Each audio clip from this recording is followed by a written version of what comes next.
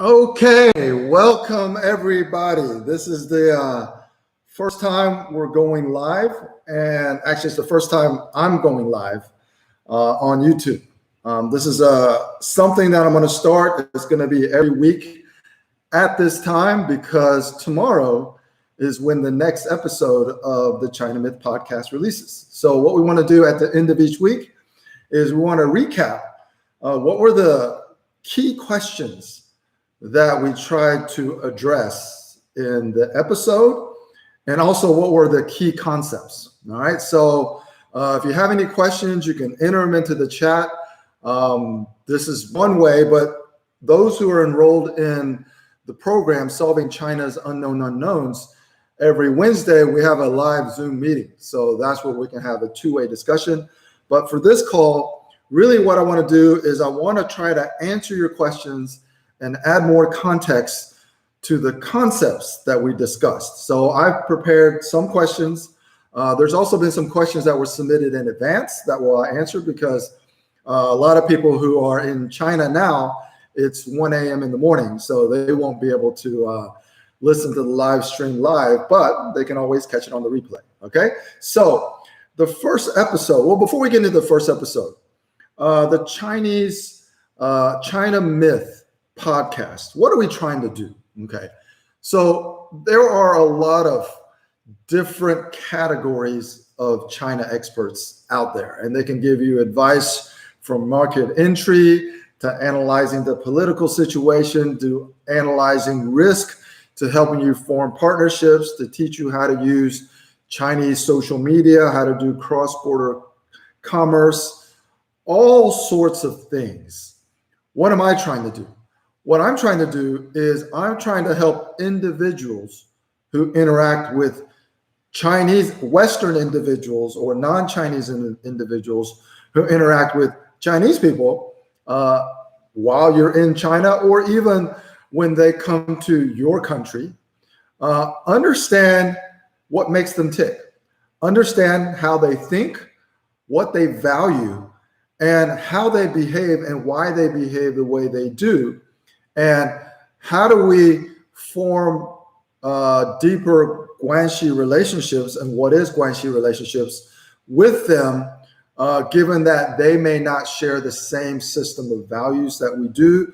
They have different habits, they have different expectations, and their focus may be different than ours. All right, so the first episode is really an introduction. And again, these are all real life stories, real life characters. Some of the people I've changed their names, some I have not. But regardless, these are real people that I had real relationships with in China. Some of them turned out good, and some of them turned out to be a disappointment. And we're going to analyze why that was and what I could have done to perhaps change the outcome of my own narrative or my own situation. Okay, so the title of episode 1 is basically Guanxi Exposed Beyond Its Honeymoon Period Perceptions. So what do we mean by that? So there's a concept that I like to use because Chinese people really are some of the most hospitable people in the world. Culturally, they really value face, not just receiving face and preserving their face, but also giving face. And when you are on the other side of somebody giving you face, I like to describe that as kind of like the Chinese honeymoon period.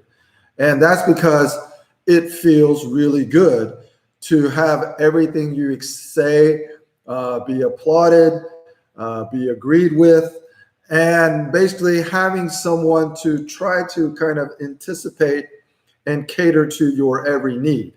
So it feels like a honeymoon period, and it gives you the false impression that they like what you're doing, they agree with what you're doing, and they actually emotionally and psychologically support what you are doing.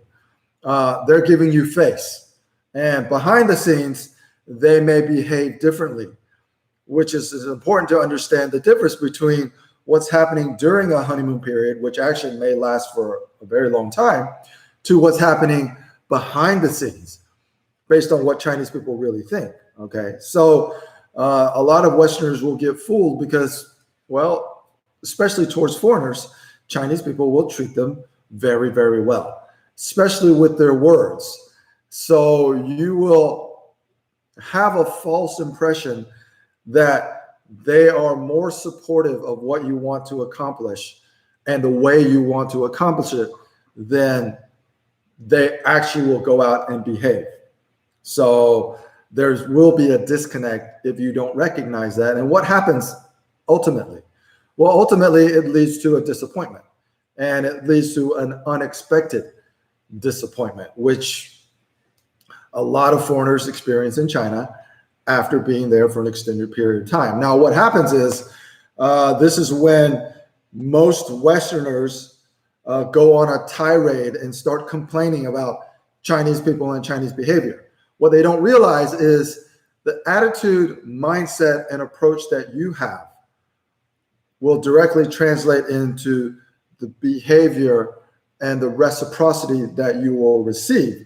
So if you're unable to make the necessary adjustments to your mindset first, then your attitude, and then your approach, then you can expect that the behavior that you receive in return, well, you are part of that relationship, and there's a causality between your mindset and how they respond. So the whole goal of this podcast and the content that I'm disseminating now is to give you more nuance into how Chinese people really think and why they think that way and what the experiences were. If you've been doing business in China, you've probably experienced many, many similar experiences yourself. However, how I analyze it hopefully will give you more insights. And so we'll get into both concepts and kind of questions. All right. So the overarching concept of this podcast is Guanxi. Okay. What is Guanxi? Is Guanxi necessary? What are maybe the pros and cons of it?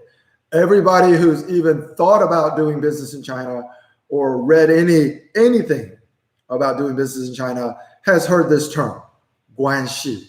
But what does it mean in practice, and how is it different than just forming relationships on your own? Okay. Thank you, Augusta. I don't know if that's your name. It sounds like you're logged in as your business. Great to see you too. If you have any questions, please post them in. So what I want to talk about now is I want to talk about what Guanxi actually is and how you can incorporate understanding the concept of Chinese Guanxi into how you interact, engage, and communicate with your counterparts in China. Okay, so in a nutshell, Guanxi is the level of relationship between two people. Okay, so as you're listening to this podcast, you'll see how my level of relationship with Vincent, who ended up being my partner, gradually increased to different levels. From when we first met playing pool at the Blue Marlin, to him purchasing one of my cues and becoming technically a customer of mine, to us going to each other's homes for dinner, to eventually our parents meeting each other. Okay, so the level of Guanxi that I had with Vincent was enough to develop a very prosperous and fruitful partnership. However, some things later on down the road caused that partnership to fail. And the question is why? And the fundamental question is, did we have enough Guanxi to start a partnership? The answer is yes, of course. But the follow-up question to that is, well, what can go wrong if you do have the appropriate level of Guanxi? So again, what is Guanxi? So basically, it is the relationship between two people. Okay, so how is that different than a relationship that you may have in Europe or America or whatever country that you're from? The level of relationship between two people that affects everything. Okay, so the mindset that we have to have is, in China, Whether you call it a relationship or whether you call it Guanxi, you have to understand that's many, many different levels. And in that, there's many, many different levels. What does it affect? Well, it affects everything. But mainly, it affects several categories of things that are extremely important for doing business. One is trust. Guanxi directly translates into the level of trust. Trust is not about if you're honest or if we perceive you as someone who is honest. Trust is what is our level of Guanxi, all right? It also affects the level of favoritism, okay? So favoritism in Western culture sometimes is interpreted as something that might be corrupt or even unethical. Yiqun, can you please not turn that on? Thank you. But the favoritism is something that is common in China, okay? So favoritism doesn't have to be corrupt and it doesn't have to be unethical. It also affects something like referrals. Everything that you do in China is based on connections and it's based on referrals. And when Chinese people have Guanxi connections with you, they will also expect referrals. So all of that is incorporated into Guanxi, which develops into different levels, which is why this story of Vincent is so important, because we started as strangers. We met and our Guanxi relationship started. And with each opportunity to engage in a different aspect, getting our families involved, getting to know each other's wives, having dinner at each other's homes, having our parents meet for dinner invitations, and some of the discussions that we had, each one led to a higher level of Guanxi, which means that the trust increased, the likelihood that we would give each other favorable treatment increased, the likelihood that we would refer our connections to each other increased, okay? But what is the downside of Guanxi? So we'll talk about this a lot more, and you'll see this throughout the episode, is throughout all of the stories, is that when the level of Guanxi increases, the level of expectation also increases, all right? So when there is a higher level of expectation, then when you don't understand how to reciprocate in the Chinese cultural context, but you do have this really high level of Guanxi, then that can cause problems that a foreigner with no Guanxi relationship wouldn't actually have, okay? That is, again, the honeymoon period, because during the honeymoon period, when you don't really have any Guanxi relationships, Chinese people will give you maximum benefit of the doubt, okay? Chinese people kind of assume that you might be a naive foreigner with no ill will or ill intentions to deceive or to try to 占便宜, which is another Chinese term that we highlight in this episode. So 占便宜, one of the reasons that I was able to, or I wanted to develop a relationship with Vincent, because I didn't perceive that he wanted to 占便宜. So that's one of the concepts in this episode. And 占便宜is, again, another Chinese cultural concept where there is a tendency for Chinese people to want to extract small advantages anywhere they can, okay? Sometimes extracting small advantages, or to 占便宜, may be interpreted from a Western point of view in a very negative way, but most of the time it is not, okay? So one of the things that I observed about Richard, from Vincent and Richard, the other person that we're going to talk about, is that they didn't really try to extract the small advantages, which means, so what does that mean? So if a Chinese person you meet isn't trying to extract small advantages from you, 占便宜, it means that they are more interested in a long-term relationship. It doesn't mean that they won't try to extract advantages later on down the road, but it means that they are not interested in a transactional relationship, Okay.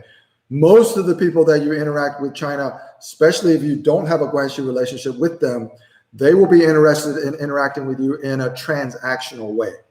If you perceive that they aren't trying to extract small advantages or small concessions from you, they're not trying to 占便宜, then that indicates that they are interested in a long-term relationship.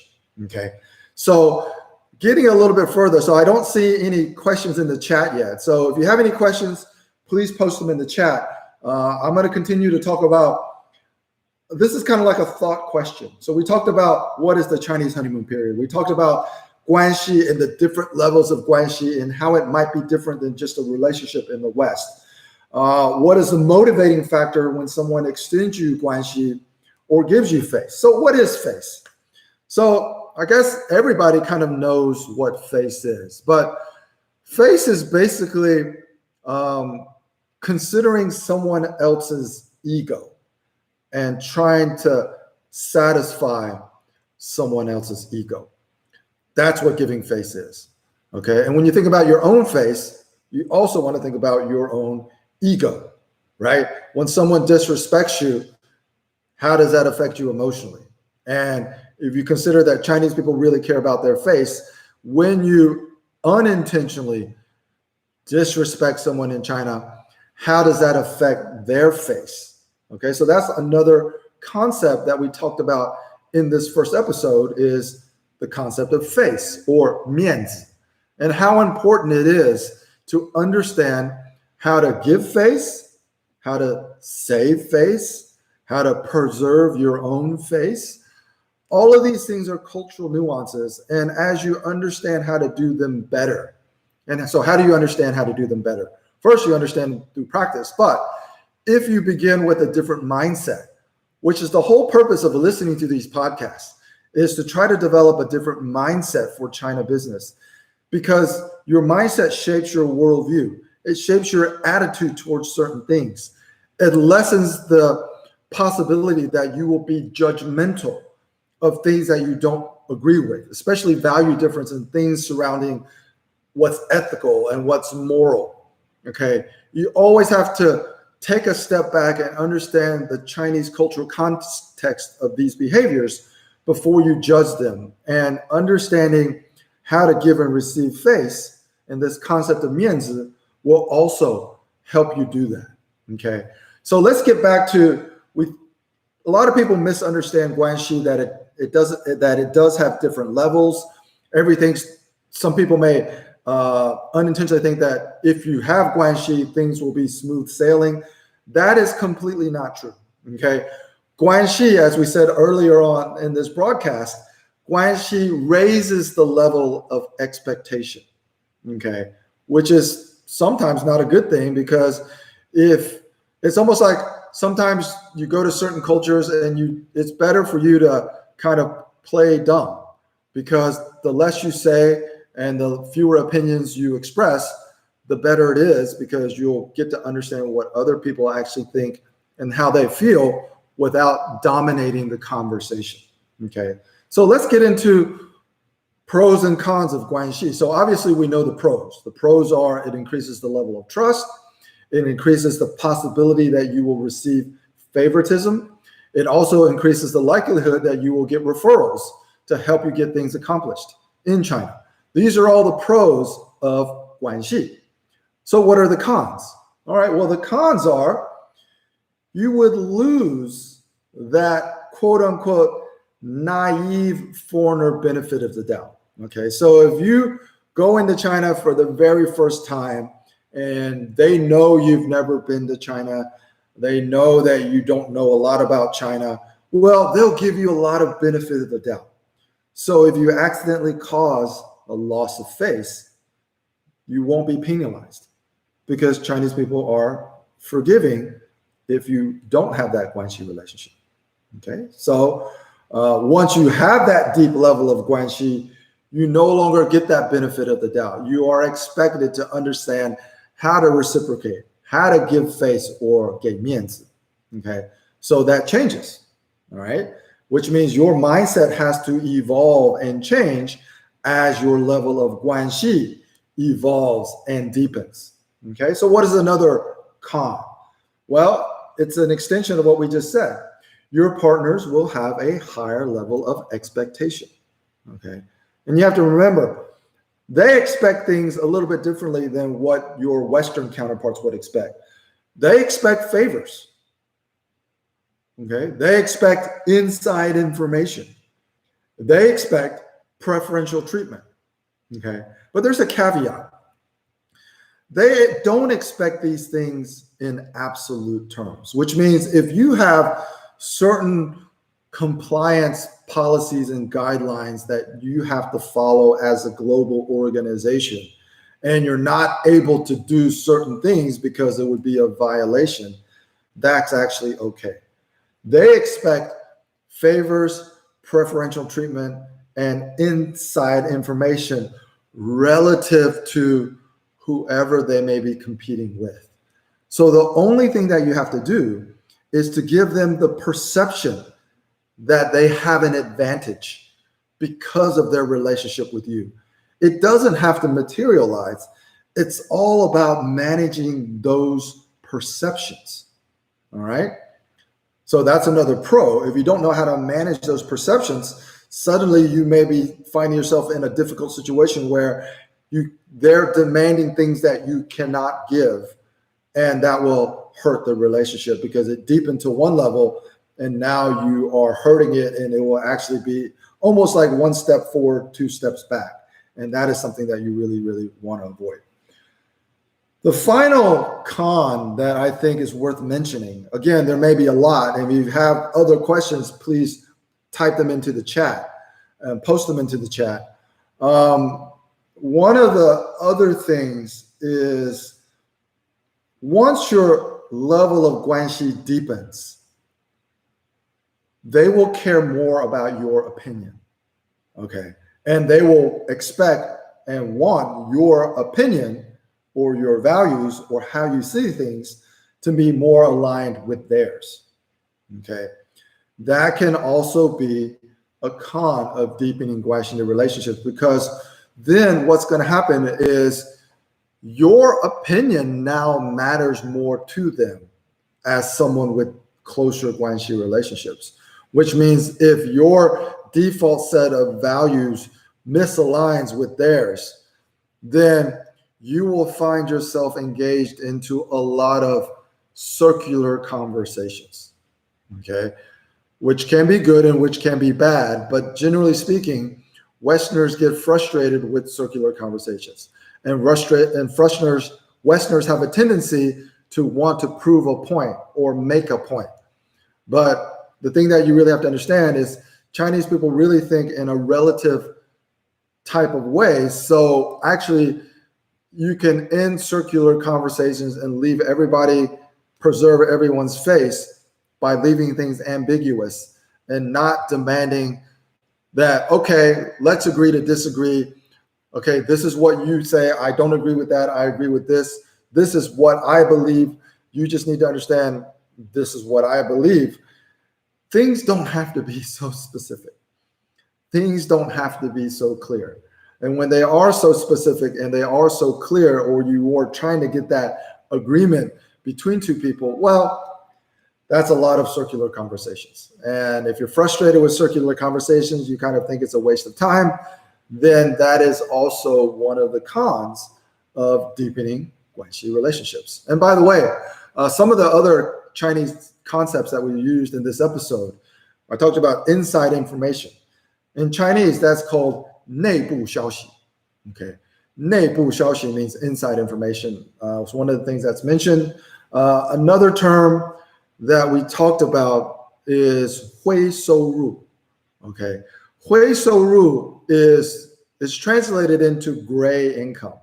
That means in the gray areas or in the cracks in the Chinese value chain, there is a shadow economy that the majority of Chinese people need. And Westerners view that shadow economy as kind of corrupt and unethical, but it actually sustains a lot of people's well-being. Some people, 90% of their income may come from unofficial means where their official salary is actually very, very low. And hui shōurù is one of the terms that we use. It's basically unofficial income that comes from alternative sources. And a lot of Chinese people are always looking for those alternative sources. So Augusta Float, that's Anna. I think you're in Puerto Rico, so it might be really late. I just wanted to say hi. I didn't recognize that, but I do now. Okay, so another term that we used in part 1, which is the whole story about Vincent and the deepening Guanxi relationships. And one of the things, again, these are nuances that you notice about people that will give you an indicator of where their mind is at and what they're trying to gain out of the relationship and how they view the relationship. Do they view the relationship as transactional or something more long-term? We talked about 占便宜, extracting small advantages. I also want to talk about 吃苦 or 干苦力活. This is basically saying a person's willingness to do manual tasks. Okay, some people that just want to talk and then let other people do the work, and they don't really want to invest their time, energy, and muscle into something. One of the things that I noticed about Vincent that I thought made him more trustworthy as a potential partner was, he was always willing to do the heavy lifting. He didn't mind getting sweaty. If somebody needed to move something, he would be the first one down there to pick up something heavy and to move it. And then you would see him dripping with sweat, and he didn't mind that. That means he didn't come from a place of privilege, and therefore what he's willing to do and what he expects would be different. Okay, someone who isn't willing to 吃苦或 or 干苦力活, they probably come from a position of higher privilege, hence they are less willing to do certain things. And again, those are really nuances when we get into analyzing, having situational awareness of different people. But the key lesson that everybody needs to walk away with is China is not homogeneous. There is not a one-size-fits-all explanation to how Chinese people think and how they behave. I'm giving you examples from different types of people so you can start to recognize these on your own and identify what the particular person that you're working with probably thinks. All right. So that is basically part 1 of this episode. The deepening level of Guanxi with Vincent, the different aspects of Chinese culture that you need to pay attention to. Guanxi, the levels of Guanxi, face, how to give face, how to preserve face, how to save face, things that you might want to notice. 占便宜 or 吃苦 or 干苦力活. This will give you an indicator of where the mind is at and what type of background they came from within China, because it's vast. Whether they came from a privileged background or a hard working class background, that makes a difference. 内部消息 is insights. One of the expectations of deeper Guanxi relationships is 内部消息. And of course, other sources of income or hui shōurù. And then we get into Richard. So one of the things that we'll really highlight in episode 2 is a concept called 利益关系.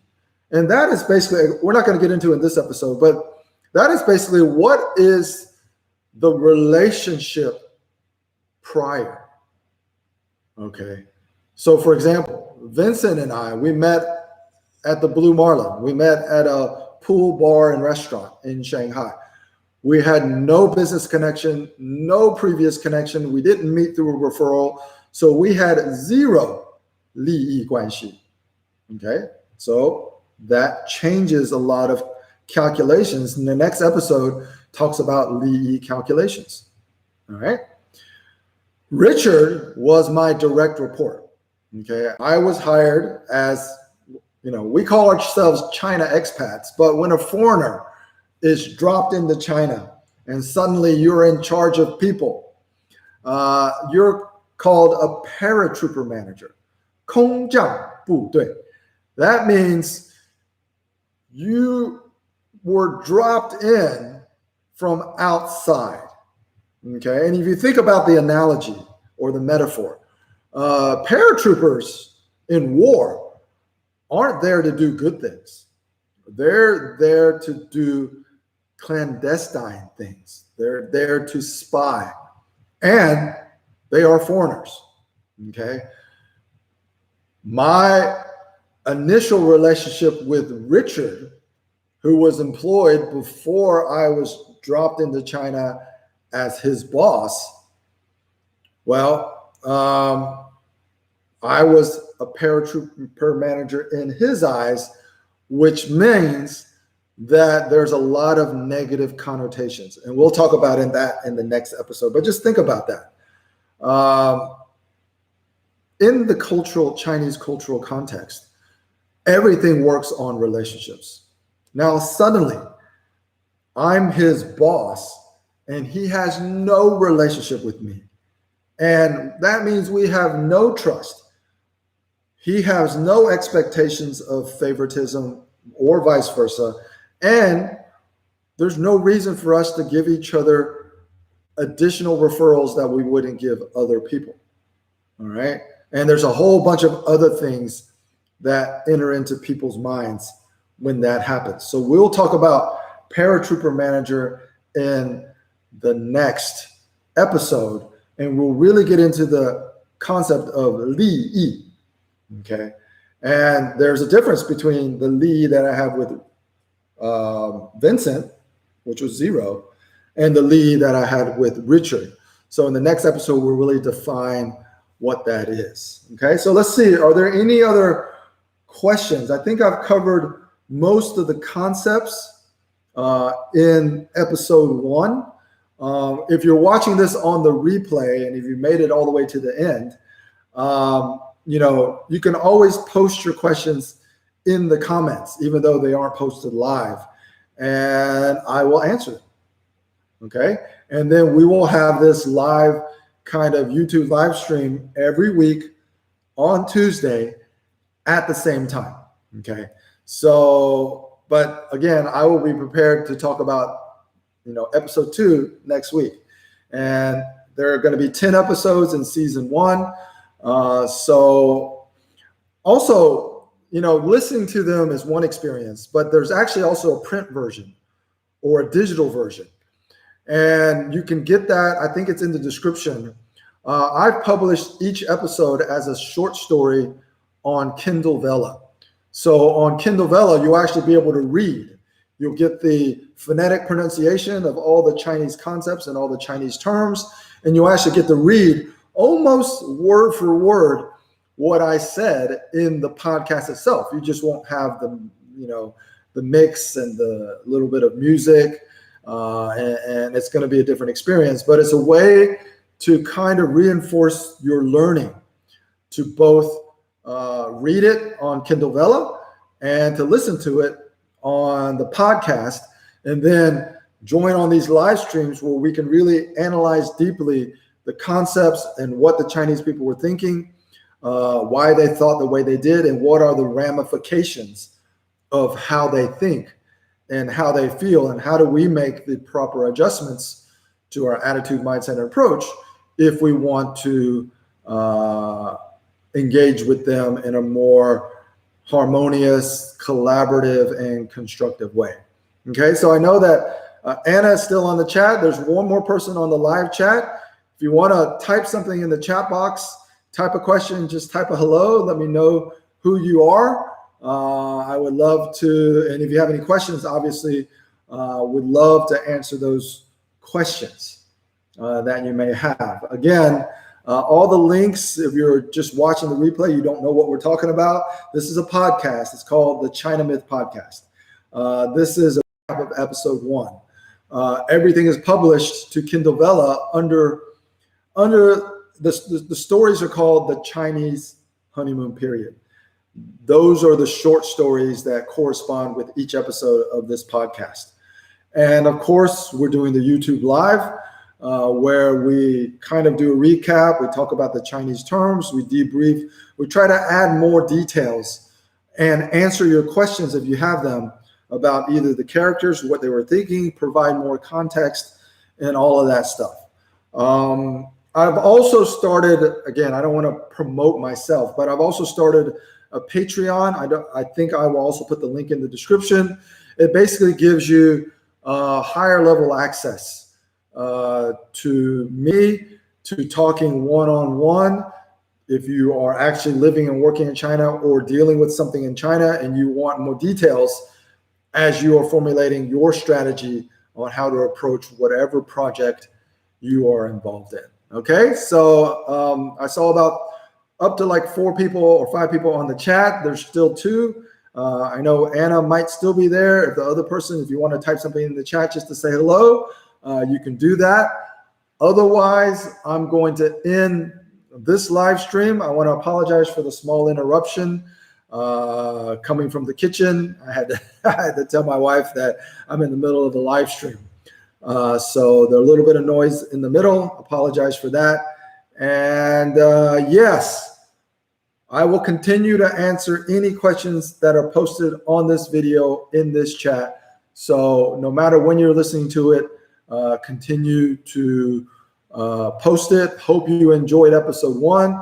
Any feedback for season 2 would also be appreciated, because right now it's just season 1.